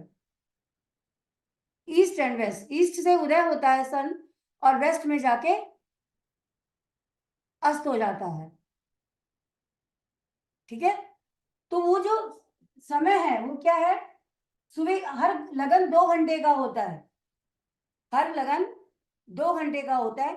यहाँ पे तो हम मान रहे हैं कि कालपुरुष की कुंडली यही है, लेकिन सूर्य तो सबका यहाँ नहीं बैठा होगा ना, किसी का कहाँ यहाँ होगा, किसी का यहाँ, किसी का यहाँ। आप सूर्य की पोजीशन देख करके आप ये अंदाजा लगा सकते हैं कि उस व्यक्ति का जन्म का समय जो उसने दिया है वो सही है या नहीं है। ओनली सूर्य प्लेसमेंट आपको रेक्टिफिकेशन देता है चार्ट पर्सन के बर्थ टाइम की, वो करेक्शन करवाता है। तो पहला जो घर है यहाँ पे जो टाइमिंग आएगा सुबह का 5:30 बजे से, 2 घंटे का है तो कितना हो गया 7:30, 5:30 to 7:30, अप्रोक्सीमेट 2 घंटे का। वैसे तो हर लगन 2 घंटे का नहीं होता है, ये अप्रोक्सीमेट 2 घंटे का लगन है। कोई लगन 1 घंटा 45 मिनट का भी है, वो बहुत लंबी थ्योरी, वो वैदिक का हिस्सा है, उस पर हम नहीं जाएंगे। हम अप्रोक्सीमेट जो शास्त्रों में भी लिखा है 2 घंटे का एक लगन होता है, हम सिर्फ उसकी बात कर रहे हैं यहाँ पे। तो 5:30 बजे से 7:30 बजे का टाइम कहाँ आ गया, पहले घर में सूर्य यहाँ पे होगा, जिसका इस दौरान जन्म हुआ है सुबह 5:30 से 7:30 बजे। तो सूर्य खाना नंबर 1 में बैठा मिलेगा। खाना नंबर 1 यानी फर्स्ट हाउस, प्रथम भाव, ठीक है, क्लियर। अब 7:30 बजे से लेकर के 9:30 बजे, 7:30, 7:30 to 9:30, ये आ जाएगा 12th हाउस में। सूर्य आपको यहाँ पे बैठे मिलेंगे, ठीक है। 7:30 के बाद का जन्म और 9:30 बजे तक का जन्म अगर है, या 9:30 बजे के बीच का जन्म है, तो सूर्य 12वें घर में मिलेगा उसको।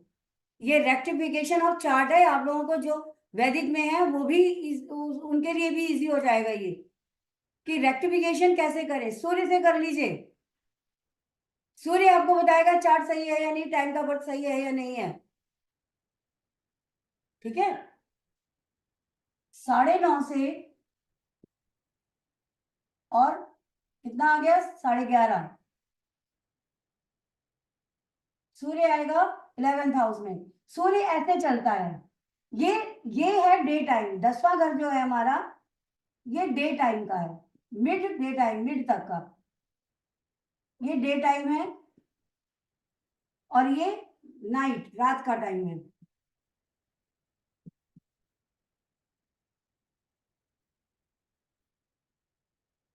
जहां पे कर्क राशि आती है ये रात के 12 बजे का समय है, और जहां पे मकर राशि आती है 10वें घर में, ये दिन के 12 बजे का समय है, ठीक है। तो सूर्य जब चलता है तो आपको दिखेगा वो एंटी क्लॉक चल रहा है, लेकिन वो उसकी क्लॉक पोजीशन है। वो लगन से 12वें घर में जाता है, फिर 11वें, फिर यहाँ से आके 7th हाउस में आता है। 7th हाउस उसका दिन छिपने का समय है हमारा, और उसके बाद जाके 2nd हाउस में से पार करके फिर सुबह वो उदय होता है। तो उसकी तो क्लॉक पोजीशन है ये, ठीक है। क्योंकि हम देखते हैं कि हमारा जो लगन है उससे 12वें घर में जा रहा है सूर्य, तो ये एंटी क्लॉक चल रहा है क्या? नहीं, वो सूर्य की क्लॉक पोजीशन है। तो यहाँ पे अपने आप को क्या ना कंफ्यूज मत कीजिएगा। अब 11:30 बज गए तीसरे घर में, 11वें घर में, तो 10वें घर में क्या आ गया 11:30 से 1:30, तो 12 बजे का टाइम मैंने कहा day time, mid day time कहाँ 12 बजे, वो कहाँ आ गया, यही आएगा ना 10वें घर में, ठीक है। इसके बाद 1:30 to 3:30,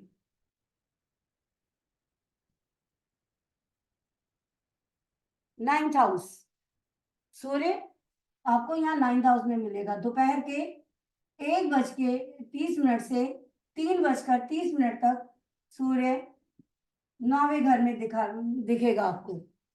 उसके बाद 3:30 से लेकर के 5:30 तक 8वें घर में सूर्य मिलेगा आपको।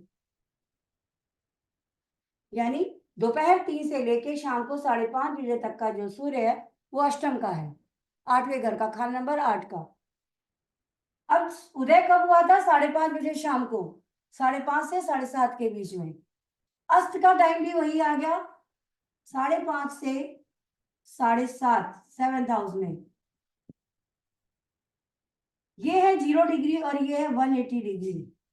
सूर्य 0 डिग्री से उदय होता है, 180 डिग्री पे अस्त हो जाता है। इसीलिए तुला राशि में कहा जाता है सूर्य अस्त का है।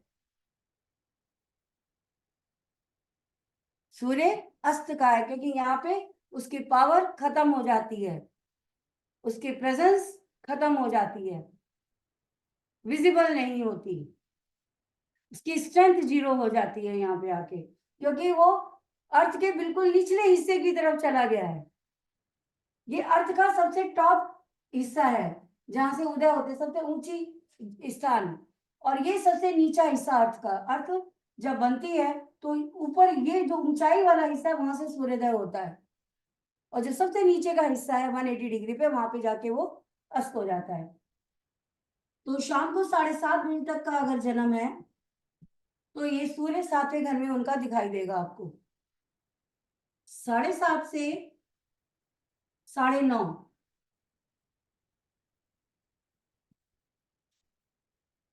6 हाउस सूर्य। जब टाइमिंग देखेंगे तो आप इधर से देखेंगे 1 से 12 की तरफ जाएंगे कि डे टाइम है, ठीक है। और जब इधर से जा रहे हैं आप 6ठे घर से लेकर के और ये दूसरे घर तक जाएंगे कि नाइट, रात का समय है ये। 9:30 से और 11:30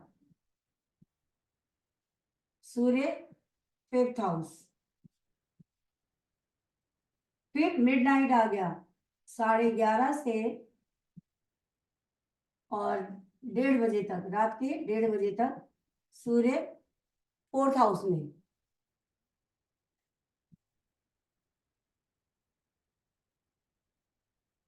डेढ़ से रात को 1:30 से 3:30 तक सूर्य 3rd हाउस में। 3:30 से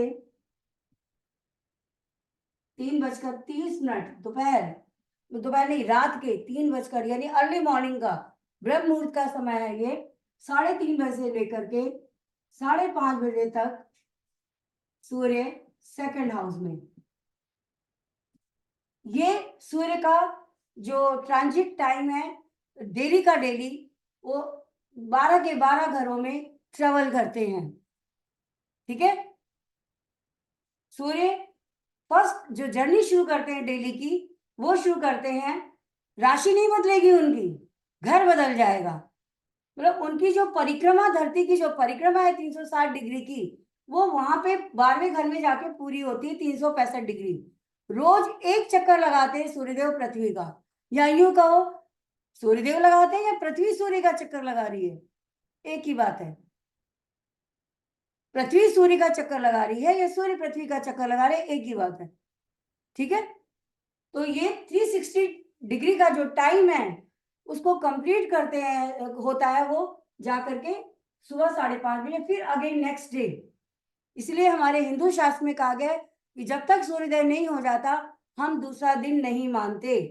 लेकिन ये रेलवे टाइम के हिसाब से, वेस्टर्न उसके हिसाब से, जो ये जो जैसे ही रात के 12 बजते हैं, 12:01 हुआ तो AM लिखना शुरू कर देते हैं। हम लोग AM लिखते हैं ना, यानी दूसरा दिन शुरू हो गया।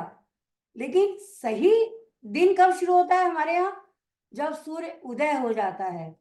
लेकिन टाइम का समय जब हम लेते हैं, रेलवे टाइम जब हम लेते हैं, तो रात के 12 बजे के का जो जन्म होता है वहां पे हम AM लिखते हैं,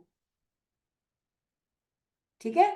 क्योंकि यहाँ से ऐसे घूमना है, ये डे टाइम है, ठीक है। तो रात के 12 बजे, क्योंकि यहाँ बसते हैं, ये रात का टाइम है। लेकिन यहीं से दिन की शुरुआत होती है। आधी रात का समय है 4था घर, और आधे दिन का समय है वो है 10वां घर, ठीक है। ये आप लोगों ने सबने उतार लिया, इसमें कोई कंफ्यूजन है तो बताइए, कोई प्रॉब्लम, कोई क्वेश्चन? ऐसे तो सिंपल है, कोई बहुत ज्यादा मुश्किल है नहीं इसमें। किसी को कुछ पूछना है? विकेश जी देख लीजिए मैम जरा। सुमित खत्री जी, अनम्यूट कीजिए। जी नमस्ते मैम। नमस्कार जी। मैम जैसे आपने बोला कि अपना दूसरा दिन सूर्योदय के जब सूर्योदय होता है तब तक, तो अगर कोई क्लाइंट अपने पास आए तो उसका डेट ऑफ बर्थ तो अपन तो 12 बजे से ही मानेंगे ना मैम? रात के 12 बजे का अगर जन्म है तो वहां पे हम दूसरा दिन डेट बदलती है, डेट बदलती है, नहीं, यानी 12 तारीख है तो हम लिखेंगे 13 तारीख का जन्म है, हाँ 12 तो की रात और 13 की तो लाल किताब में भी वही है, यानी 12 के बाद रेलवे टाइम वही आएगा, रेलवे टाइम वही आएगा, करेक्ट। जब हम कुंडली नहीं में देखेंगे तो जी रेलवे टाइम रात के 12 बजे का जन्म है, 12:10 का जन्म है मान लीजिए, जी तो हम क्या लिखेंगे, 12 की रात है लेकिन 13 की सुबह, क्योंकि 12 बजे जी। वाला रेलवे टाइम में AM लिखना शुरू कर देते हैं। क्योंकि मैम पहले जो भी पंडित कुंडली बनाते थे, जैसे मान लो किन्हीं का जन्म अगर रात के 1-1:30 बजे का है तो वो दोनों तारीख लिखते, 30-31 दोनों तारीख लिखते थे वो। तो वही तो मैं बता रही हूँ आपको कैसे लिखते थे 30 और 31, कि 30 की रात है, 31 जी की सुबह है, जी ठीक है। तो जो कुंडली मानी जाएगी 31 तारीख की, जी जो बर्थ डेट होगी वो 31 होगी, ना कि 30। जी जी जी जी। वो थैंक मेंशन यू। इसलिए किया जाता है कि किसी को ये ना लगे ये जो रात के 12 12:30 बजे का टाइम है कहीं दोपहर का तो नहीं, दिन ना मान ले उसको, जी जी जी जी इसलिए वो मेंशन किया जाता है। जी। तो इससे इससे यानी ये है कि हम तारीख 12 बजे के बाद ही चेंज हो जाएगी, कोई अगर आता भी तारीख है चेंज 12 हो बजे। जाएगी, यस तारीख चेंज हो जाएगी, लेकिन ठीक हमारे ठीक है। हिंदू मैथोलॉजी के हिसाब से, हमारे कल्चर के हिसाब से दिन कब निकलता है, जब सूर्य उदय होता है। जी तारीख तो बदल गई, जी जी जी तारीख बदल गई, लेकिन सूर्य उदय तो तभी होगा जब सूर्य हाँ, पूरब में जब आ जब जाएगा, जब सूर्योदय होगा। जी मैम, सही बोल रहे हैं मैम आप। करेक्ट। जी थैंक यू मैम। हाँ, इन दोनों चीजों में कोई कंफ्यूजन नहीं रखने की जरूरत है, कि डेट चेंज होगी जब रात को 12 बजे के बाद, चाहे 1:30 बजे का बर्थ हो किसी का, 1:30 का या 2:15 का, तो इसमें हम लिखेंगे 30 की रात, जो भी डेट होगी, जैसे आपने बोला कि 30-31 लिखते हैं, किसी की अगर 15 तारीख है किसी भी महीने की, मान लो 15 दिसंबर का किसी का बर्थ हुआ है रात को 1:40 पे, तो हम क्या लिखेंगे, 14 की रात 15 की सुबह, ठीक है। लेकिन दिन कब खुलता है, दिन शुरू कब होता है, जब सूर्य उदय होता है। अब रात को अगर, अब मेरा यही पे क्वेश्चन है आप लोगों से, कि रात के 1:40 पे सूर्य कौन से घर में होगा, कौन बताएगा? विकेश जी जरा अनम्यूट कीजिए। नीना जी। मैम तीसरे घर में रहेगा 1:40। Correct correct, perfect answer. Ma'am एक क्वेश्चन और पूछना था, जैसे जी कई क्लाइंट आते हैं कि उनको अप्रोक्सीमेटली टाइम उनका पता नहीं होता कि भाई 10 से 12 के बीच में है या 10 से 11 के, तो उसके हाँ, अकॉर्डिंग हम ये चार्ट से सूर्य तो हम निकाल लेंगे कि इस पोजीशन में इस घर में सूर्य बैठा है। सॉफ्ट बाकी के प्लैनेट्स के लिए जब हम सॉफ्टवेयर में उसको अपलोड करेंगे तो हमको भी वो ट्रांजिट के हिसाब से, बाकी के प्लेनेट ट्रांजिट के हिसाब से बैठेंगे, जैसे अच्छा शनि, राहु, केतु और गुरु, ये लंबे समय के लिए एक राशि में रहते हैं, ठीक है।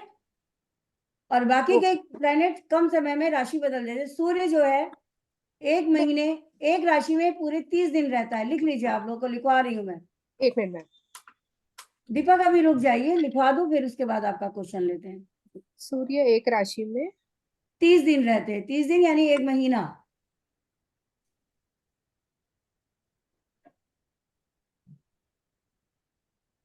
तो जो मंथ की गणना है वो सूर्य के हिसाब से है।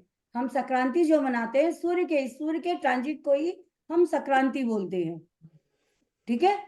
जी और चंद्रमा 2.25 दिन एक राशि में रहता है।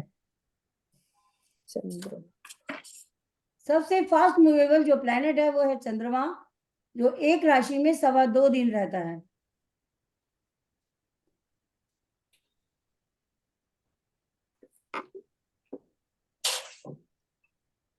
जुपिटर गुरु, ठीक है। उसके बाद मंगल एक राशि में 35 से 40 दिन रहता है, लगभग 40 दिन रहता है। 30 दिन से ज्यादा रहता है, तो 40 दिन तक रहता है, 40-45 दिन तक एक राशि में रहता है।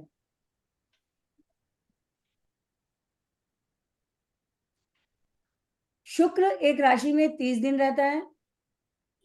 कभी कभी जब सूर्य की स्पीड ज्यादा हो, सूर्य की तो मेंटेन रहती है, सम टाइम ही होता है कि क्या नाम, शुक्र जो है 27 दिन, जैसे महीने 31 और 28 का महीना भी बीच में आता है, तो उसमें उसके डेज कम या बढ़ सकते हैं। अप्रोक्सीमेट 30 दिन एक राशि में रहता है शुक्र भी।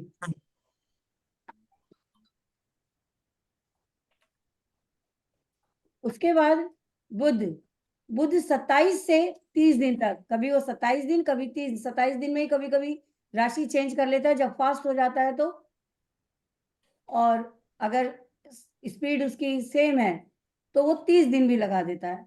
तो 27 से 30 दिन तक बुध एक राशि में रहता है। गुरु 1 साल एक राशि में रहता है। गुरु यानी बृहस्पति, जुपिटर एक राशि में पूरे 12 महीने यानी 1 साल रहते हैं। 12 महीने के बाद उनकी राशि बदलती है। शनि एक राशि में 2.5 साल रहते हैं।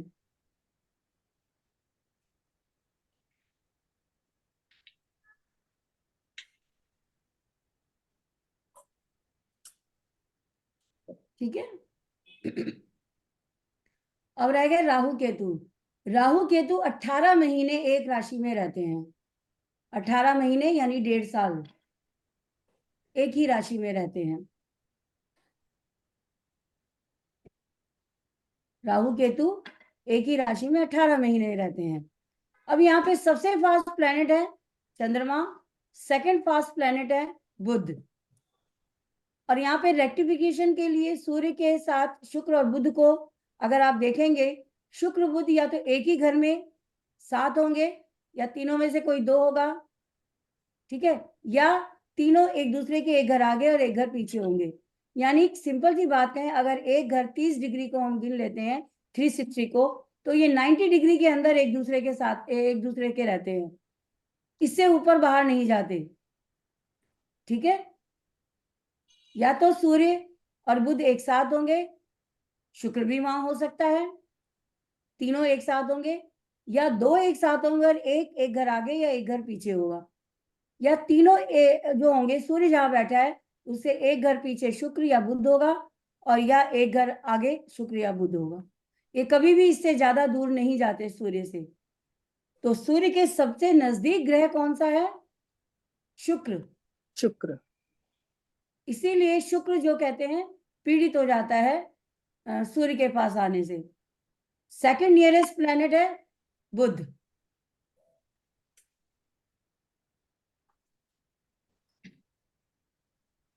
ठीक है,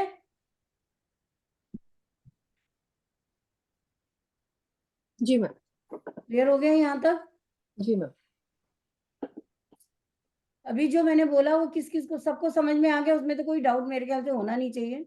नहीं मैम। मंजू जी, मंजू भारद्वाज, विकेश जी जरा इनको अनम्यूट कीजिए। मंजू जी अनम्यूट कीजिए अपना। नमस्ते जी। नमस्कार जी। जी मैं थोड़ा 5 मिनट बाहर मुझे निकलना पड़ा, तो वो जो चार्ट तक की कहानी थी ना, वो तो समझ में आ गई, वो सूर्य का पूरा चार्ट। उसके बाद वाला थोड़ा सा बता दीजिए। मैंने टाइमिंग यानी ड्यूरेशन बताई है प्लैनेट्स की। जी ठीक है, सूर्य एक राशि में 30 दिन रहता है, 30 दिन यानी 1 महीना। Okay ji. फॉर एग्जाम्पल अभी सूर्य किस राशि में है? वृश्चिक राशि में।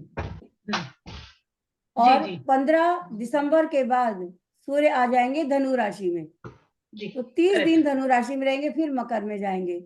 हाँ जी, जनवरी में 15 जनवरी के आसपास 14 से 16-17 जनवरी तक मकर संक्रांति आती है। मकर संक्रांति का जी मतलब ही है कि सूर्य मकर राशि में है। जी जी बिल्कुल ठीक। जी ठीक है जी जी। तो जो सूर्य का जो ट्रांजिट है उसी को हम सूर्य संक्रांति बोलते हैं। संक्रांति जो है सूर्य के पोजीशन से आती है। 12 संक्रांति होती है साल में, और ये 12 संक्रांति सूर्य का ट्रांजिट ही है। जी ठीक है। मैम। चंद्रमा 2.25 दिन रहता है एक राशि में।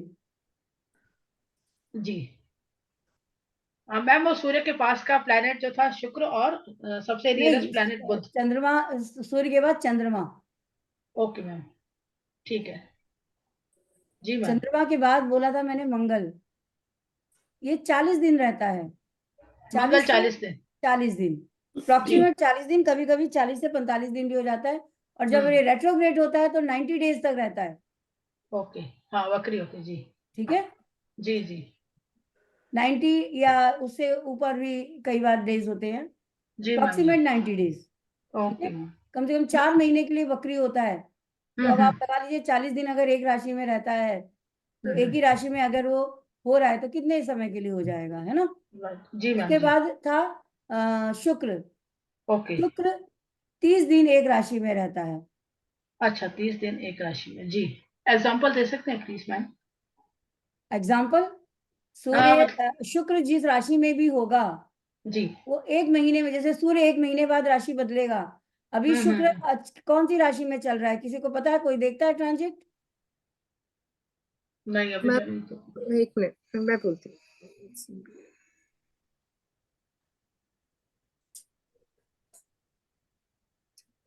कैसे छठे नंबर पे चल रहा ध्यान में। रोज का आप ज्योतिष सीख रहे हैं, रोज जी। का ट्रांजिट जरूर देखा करिए। पंचांग अपने पास रखिए, और पंचांग नहीं रखते हैं आजकल तो चलता फिरता पंचांग है आपका मोबाइल, जी। उसमें एस्ट्रोसेज में हिंदू पंचांग डाउनलोड कर लीजिए, डेली देखिए। ठीक है मैम। ठीक है। मैम शायद अभी छठे घर में है सूर्य। मैं छठे exact- घर में नहीं, राशि बोलिए। छठी राशि में। छठी राशि कौन सी है? कन्या राशि।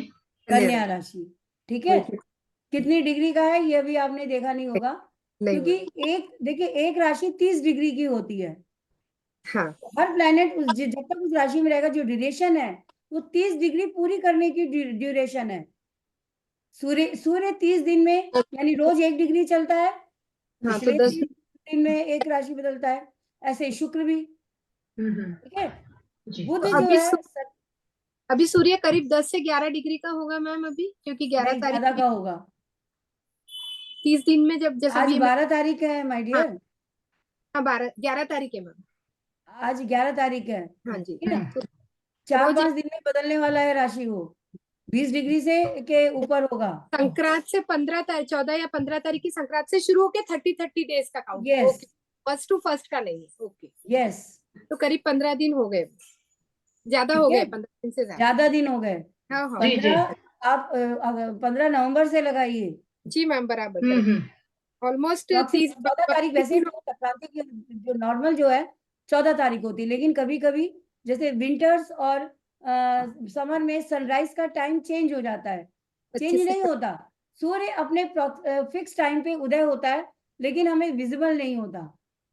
सूर्य का टाइम नहीं बदलता, लेकिन दिन और छोटे बड़े क्यों होते हैं? इसीलिए होते हैं बिकॉज सूर्य जब तक दिखेगा नहीं, लाइट आएगी नहीं, और लाइट नहीं आएगी तो अंधेरा अंधेरा रहेगा। सूर्य तो उदय हो जाता है 5:30 बजे, बारिश हो चाहे सर्दी हो, आंधी तूफान कुछ भी हो, सूर्य अपना समय कभी नहीं बदलता। इसीलिए सूर्य को कहते हैं डिसिप्लिन, अनुशासन। ठीक है। वो कभी अपना रास्ता नहीं बदलता, कभी अपना अनुशासन नहीं बदलता। तो सूर्य जिसका अच्छा होगा वो लोग भी लाइफ में डिसिप्लिन और बहुत ही कहते हैं मैच्योर और अपनी कमिटमेंट के पक्के होते हैं। बुध 27 से 30 दिन। हाँ मैम, बुध 27 दिन से 30 दिन तक। कभी वो 27 दिन में राशि बदल देता है, क्योंकि कभी कभी उसकी स्पीड फास्ट हो जाती है। जैसे ही सूर्य आगे बढ़ने लगता है, बुध अपनी स्पीड बढ़ा लेता है। सूर्य से बुध कभी भी ज्यादा दूर नहीं रहता, और खुद सूर्य देव उसे खींच लेते हैं, क्योंकि सूर्य देव ना तो उसको पसंद करते हैं, ना ही उसके बिना रह सकते हैं। क्योंकि उसके अंदर जो चंचलता है बुध की, जो बचपना है, वो सूर्य जैसे ग्रह को पसंद नहीं। लेकिन मजबूरी है, बिना बुध के उनका गुजारा भी नहीं है। तो जैसे ही वो पीछे छूटने लगता है, सूर्यदेव से पकड़ के कॉलर से खींच लेते हैं, चल जल्दी आ। और बहुत ज्यादा जब नजदीक आता है तो कहते हैं, एक शरारती बच्चे कहते हैं, डांट के, चल बैठ जा चुपचाप, ऐसे उसको कहते हैं, चल वहां जाके बैठ जा। ये जी, जी। सूर्य और बुध की आपस की रिश्तेदारी है। जी, जी। इसके बाद आते हैं गुरु। जी, गुरु 1 साल तक रहते हैं एक राशि में। गुरु यानी बृहस्पति या जी। कह लो, या इनको जीव कह लो, या इनको जुपिटर कह लो। हाँ जी, पर मैम ये जो आपने बताया, ये जो आप गुरु की ये चाल बता रहे हैं या बुध की, तो ये लाल किताब के हिसाब से ही जो कंटिन्यू करने वाली चीज है ना, उसमें वैदिक में तो नहीं जाए ना? ये नेचुरल नेचर है इनका। Natural, okay. तो नेचुरल सब में नेचर सेम है। ही रहेगा, सब में सेम रहेगा। यस, ये नेचुरल ओके। नेचर है इनका। ठीक है जी, ना? जी, जी। जी, जी, जी, स्वाभाविक है, जी। आपको थोड़ा सा मैं ये पहले ये लिख लीजिए, फिर मैं आपको दोनों में डिफरेंशिएट बताती हूँ कि हाँ जी, हाँ वैदिक जी। एस्ट्रोलॉजी और लाल किताब में सिर्फ अंतर क्या है। अलग नहीं है दोनों एक दूसरे से, लेकिन क्या अंतर है ये मैं आपको अभी बताऊंगी। जी। ठीक है? ठीक है मैम, गुरु हो गया, बृहस्पति बुध हो 1 गया, साल, और शनि 2.5 साल, शनि 2.5 साल है, हाँ। और राहु केतु 1.5 साल, यानी 18 जी, महीने। 18 में, हाँ मैम, वो आके सुना था उसमें काफी। ठीक है? जी, अब जो आपने बात कही, वैदिक और सामुद्रिक शास्त्र में या लाल किताब कहें, क्या अंतर है? देखिए, जब हम वैदिक पढ़ते हैं तो वहां पे कैलकुलेशन, गणित का हिस्सा है, वो प्रॉपर कैलकुलेशन है।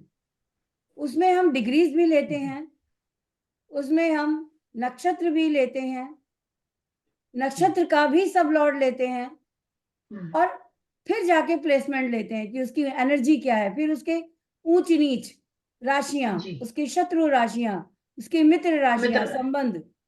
लेकिन सामुद्रिक शास्त्र में इन सब को, जो नक्षत्र है, डिग्रीज है, और उनके कैरेक्टरिस्टिक्स, सबको एक ही जगह, कहते हैं ना कि जादू का पिटारा बना करके एक पोटली में सबको ऐसे डाला और उसको ऐसे मिक्स कर दिया, और मिक्स करने के बाद जो उसका नया सार। जो कहते हैं ना कि एक सिंपल रूप निकल के आया कि क्या बनेगा इसका। अब आपने सारे मसाले डाले, आप सारे मसाले मिक्स करके रख दो, उसमें आप देख सकते हो कितना कितना पड़ा है, इसमें नहीं देख सकते ना? नहीं जी। तो ये मिक्स स्पाइसेस हैं, जिसका जो रिजल्ट निकल के आएगा, स्वाद निकल के आएगा, वो स्वाद जो है वो लाल किताब ने निकाल के दे दिया थंब रूल के रूप में कि ये ऐसा है, सूर्य यहाँ बैठा है तो ये फल देगा, तो ये ही देगा। No if no but. वहां आपको डिविजनल चार्ट्स में घूमने की जरूरत नहीं है, आपको नक्षत्र में घूमने की जरूरत नहीं है, आपको पदार्थ में घूमने की जरूरत नहीं है, आपको डिग्रीज देखने की जरूरत नहीं है। उन सब को एक साथ मिला के जो कंक्लूजन निकलता है, जो फल निकलता है, वो है लाल किताब। और मैम ये कितना पुराना है लाल किताब का जो बहुत शास्त्र पुराना है सामुद्रिक? ये कितना पुराना है ये मैं एग्जैक्ट नहीं बता नहीं सकती, कह सकते। लेकिन जी, जी। इसको पहचान जो जिसने दी है, जो ऑथर हैं, वो है जी। रूपचंद जोशी जी। ओके, सबसे पहले उन्होंने ही दिया है। जी, देखिए, कहने को बहुत सारी कथाएं और हिस्ट्री इसके बारे में लिखी आपको नेट पे मिलेगी, लेकिन सही सही जानकारी किसी के पास नहीं है। किसी के पास, तो सत्य है वो यही है। जी, जी, जी। ठीक है, लेकिन मैम इससे क्वेश्चन रूबरू जिसने कराया हाँ, इस रूबरू। शास्त्र से, वो रूपचंद जोशी जी थे। ओके। मैम एक क्वेश्चन जी। पूछी, एक जैसे मिनट, रूपचंद जोशी जी को पामिस्ट्री आती थी, जी। उनको एस्ट्रोलॉजी की नॉलेज नहीं थी, लेकिन पामिस्ट्री से कुंडली बनाते थे, ओके। हाथ देख करके कुंडली बनाते थे, ग्रहों को बैठाते थे। तो हाथ हमारा क्या है? काल पुरुष। काल पुरुष। तो जी। इसमें क्या एलिमेंट आ रहा है लगन का, वो लगन फिक्स करके फिर वो ग्रहों को बैठा देते थे, और वो ठीक है। आपके बर्थ चार्ट से बिल्कुल मैच करती थी। अब लोग तो ये भी कहते हैं उनको इंट्यूशंस होती थी, एक दिव्य शक्ति आके उनको लिखवा के गई है। हाँ मैम, ये तो ना, हम जानते ही ये नहीं है, हमें तो नहीं। शास्त्र क्या कह रहा है, हाँ। शास्त्र कैसे काम कर रहा है, हमारा फोकस उस पे है। हाँ, नहीं मैम, जिस चीज बिल्कुल की सही हमें बात जानकारी नहीं है उस पे हो हम सकता डिस्कस है। क्यों करें? नहीं, नहीं मैम, मैम खाली पता होना चाहिए कि जैसे होता है ना कि रामायण को लिखने वाले वाल्मीकि है, तो एग्जैक्टली इनके ऐसे ही इसके लिखने वाले जो है रूपचंद जोशी जी है, पंडित जी, जी, रूपचंद जोशी जी, जी। जी, जी, ठीक है, बहुत बहुत धन्यवाद। जी, और जी, उनका वो ऑथेंटिक ऑथर है ये, ऑथेंटिक। ओके। पंजाब फगवाड़ा के रहने वाले हैं। अभी भी उनकी वो बिल्डिंग वहां पे है, वो ओके। फैमिली नहीं रहती, लेकिन उनका वो घर वैसा का वैसा आज भी है। उनका जो बच्चे हैं कुछ बाहर रह रहे हैं, एक ब्रदर है वो गुड़गांव रहता है, भतीजा है भांजा है पता नहीं कौन है, और एक भाई उनका बाहर रहता है, सिस्टर रहती है। तो रूपचंद जोशी जी के बाद इस लाइन में आई उनके सबसे पहले उनकी सिस्टर, ओके। बाकी फैमिली मेंबर्स नहीं आए। सिस्टर ने कहा कि जब ये इतना सटीक है, ऑथेंटिक, इतना रिजल्ट गिविंग सब्जेक्ट है तो सबको जानना चाहिए। तो उसने वहां प्रैक्टिस शुरू की। फिर उनके बच्चों ने या उनके भाइयों ने या भांजों ने, जिसने भी, वो परंपरा चली आ रही है। चलती आई। तो एक दो से तो मैं मिली हुई हूँ। उनका अच्छा एक जी। भांजा है, वो पंजाबी रहता है, एक भांजा, उनसे मैं जी। मिली हुई हूँ। हम्म। तो वो ओरिजिनल है, ओरिजिनल जी। ठीक है ना। हाँ। कोई भी कहे हमारे पास पूरी लाल किताब ओरिजिनल है, ये है वो है, पता नहीं है या नहीं है, हमें नहीं मालूम। जी जी जो जी। हम, क्योंकि वो उर्दू में लिखी हुई है, आप और हमको जो जिसको उर्दू नहीं आती, क्या हमें पता कौन सी ओरिजिनल है कौन सी नहीं है।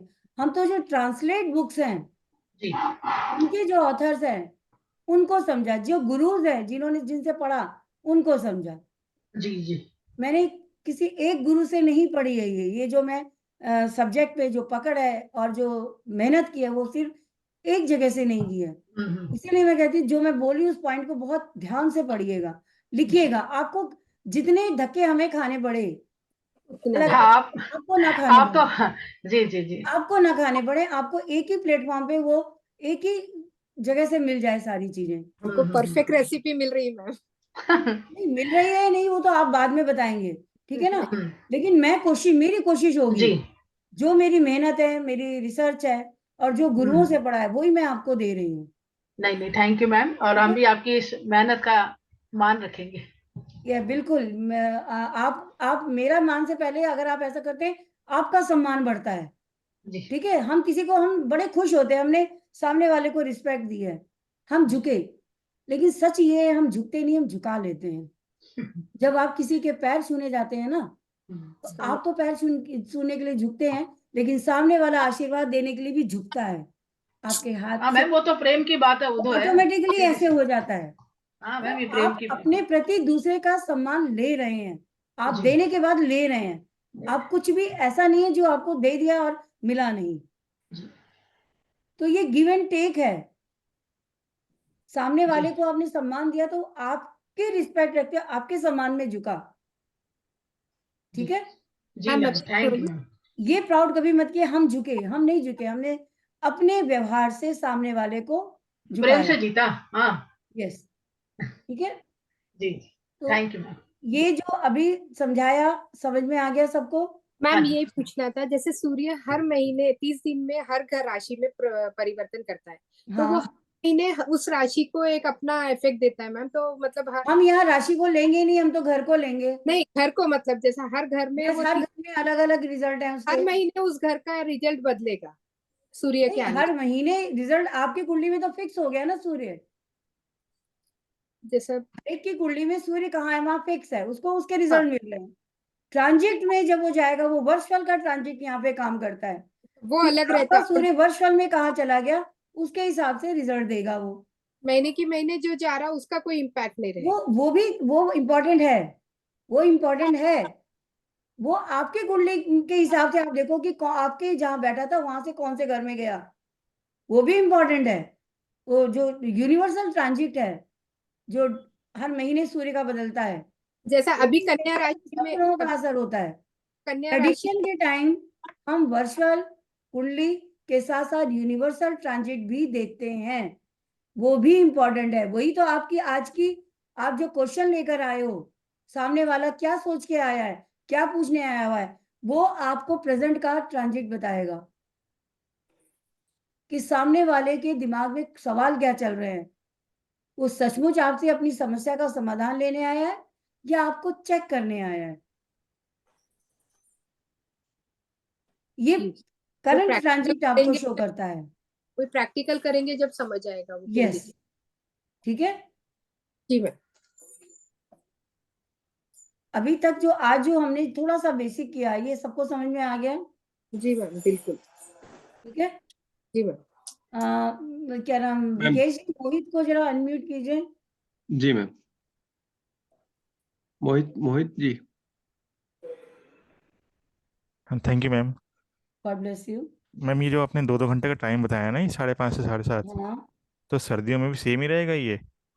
नहीं, मैंने अभी सर्दियों में तो देखिए हम कब मानते हैं सूर्योदय का समय भी राशि के, मैंने क्या बोला था कि अप्रोक्सीमेट 2 घंटे हैं, लेकिन ये हाँ सारे जी। लगन 2 घंटे के नहीं होते। सूर्य अच्छा, किस राशि में है उस हिसाब से सनराइज का और सनसेट का टाइम बदलता है। ठीक ठीक है, वहां ठीक पे है। जैसे मैंने अभी एग्जांपल दिया था, कोई लगन 1 घंटा 45 मिनट का भी होता है, हाँ जी, कोई हाँ जी। 2 घंटे 20 मिनट का भी होता है। वो आगे जाके मैं आपको बताऊंगी। अभी अच्छा, अप्रोक्सीमेट सिंपल 2 घंटे का एक लगन माना जाता है, ये मान के चलिए, ये शास्त्रों में भी लिखा है। ठीक है, ठीक है मैम। अप्रोक्सीमेट, मैंने पहले ही कहा था अप्रोक्सीमेट लगभग 2 घंटे का एक लगन होता है। ठीक है मैम। ठीक है, जैसे ठीक है आपने मैम। क्वेश्चन किया कि क्या गर्मी सर्दी एक जैसा रहेगा, नहीं, हाँ जी, हाँ जी। वो राशि जो बदल रही है उस राशि का लगन कितने का रहता है। अब वो गर्मी में कौन सी राशि आ रही है, सर्दी में कौन सी राशि आ रही है, हाँ जी, हाँ जी, हाँ जी। करेक्ट। अब ठीक है मेष मैम। राशि कब आती है, ये मार्च में।